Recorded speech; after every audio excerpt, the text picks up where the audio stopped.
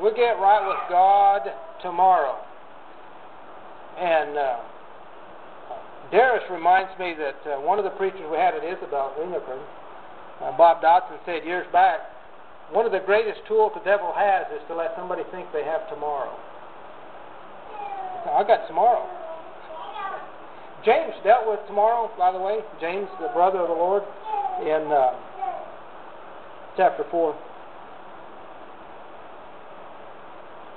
James 4, James said, you go down there and do business saying, on this day we're going to do this and that, and this and that, we're going to make a profit and come back.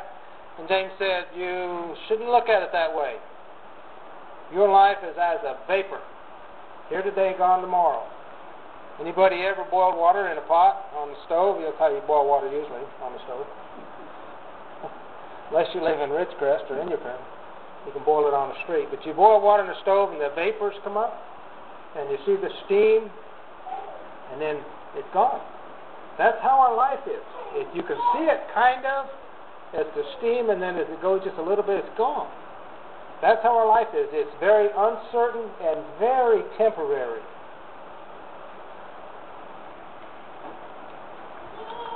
We don't want to look at life as if we have tomorrow. Live life as if you don't have tomorrow. Paul told the Galatians about Peter. We're going to talk about Peter again. Pick on Peter Day. But when Cephas came to Antioch, I opposed him to his face because he stood condemned. For prior to the coming of certain men from James, he used to eat with the Gentiles. But when they came, he began to withdraw and hold himself aloof, fearing the party of the circumcision. The rest of the Jews joined him in hypocrisy, with the result that even Barnabas was carried away by their hypocrisy. Peter struggles again. His spirit's still willing. Peter's out there trying to evangelize. In fact, Peter has left Jerusalem and he's gone up there to work with Paul, to help out up there. Stepped out of his comfort zone of Jerusalem and gone where he couldn't quite handle it. But he had these weaknesses. I want you to understand this about Peter. Peter fell on his face a few times. He denied Jesus 3 times. He messed up here. Paul condemned him to his face. Peter made mistakes. But do you ever think Peter quit? No. Peter got up, dusted himself off, and kept on going.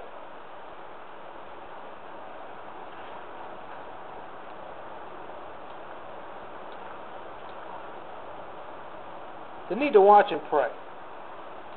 1 Corinthians 16:13. Paul says to the Corinthians, be on the alert, stand firm in the faith, act like men, be strong. Peter again, Simon, Simon, behold, Satan has demanded permission to sift you like wheat. Jesus talking to Peter. Peter, you got a hard time ahead of you. Peter says in 1 Peter 5:8, be of sober spirit, be on the alert. Your adversary, the devil, prowls around like a roaring lion, seeking someone to devour. When Peter said, be of sober spirit, do you think he knew what he was talking about? Jesus said, Peter, Peter, Satan is going to work you over. This is after Peter's already denied Jesus, or no, before Peter denied Jesus. After. Peter faces difficult times. And Peter never quit. Peter was an apostle of Jesus Christ. Peter was an elder in the Lord's church. But Peter failed on occasion. Peter never quit. If we fail, we need to look at Peter and admire his courage to stand up and say, okay, I was wrong, and I'll get better. Peter had a tremendous amount of courage. He wasn't perfect, but if you think that's bad, then think of us as well. None of us actually are perfect. Peter knew of what he spoke. Paul told the Thessalonians, pray without ceasing. Told the Corinthians, therefore, let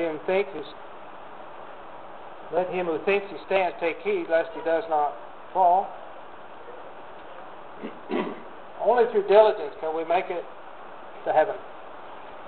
If you're not diligent, my fear is we'll become cavalier, casual, neglectful, kind of ho-hum in our attitude.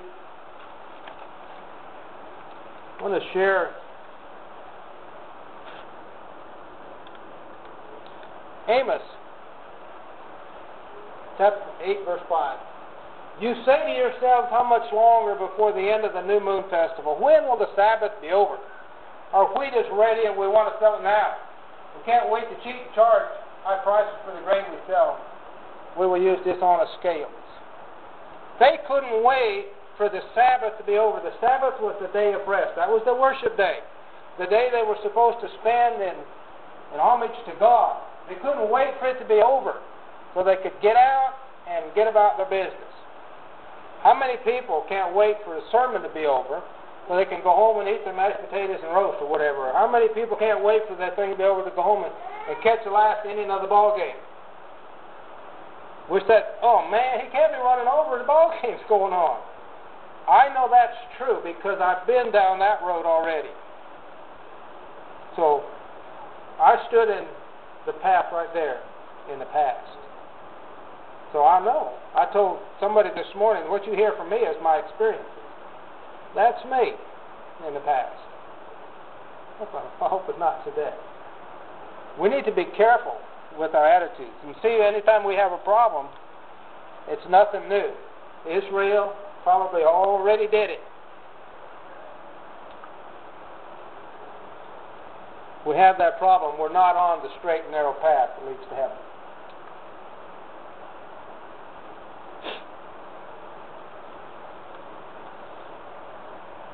These words of Jesus, the spirit is willing but the flesh is weak, should help us in defeating temptations. Keeping in mind these things.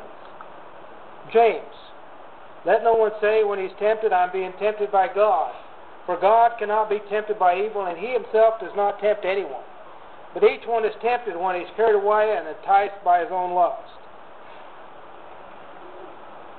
I started to mention this earlier, but I wanted to wait till now. We need to realize that temptation targets your weak point.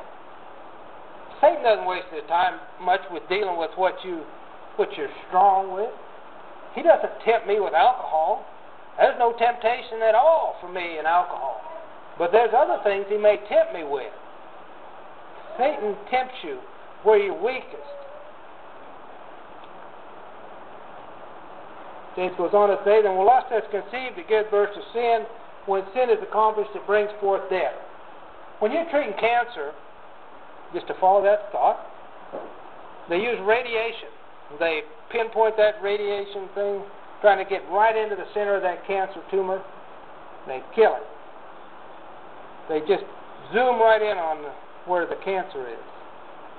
That's what Satan does. It just zooms right in on where we might have a little sin cancer, but not to kill it. He wants to feed it.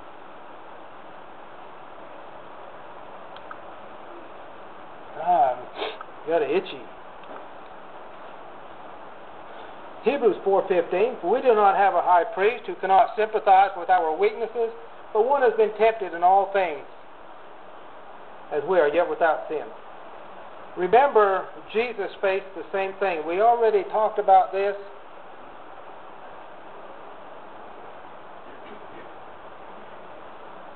Back to Matthew 26, verse 39.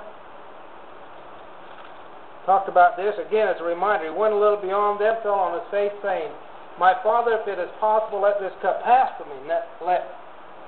Yet not as I will, but thou wilt. Christ was struggling in the garden. Make no mistake, he was having a hard time. But he focused on God. He focused upon his mission. And he was able to go through it. That did not relieve the anxieties. That didn't ease the pain. But he was able to follow through because he was focused upon God and upon his mission.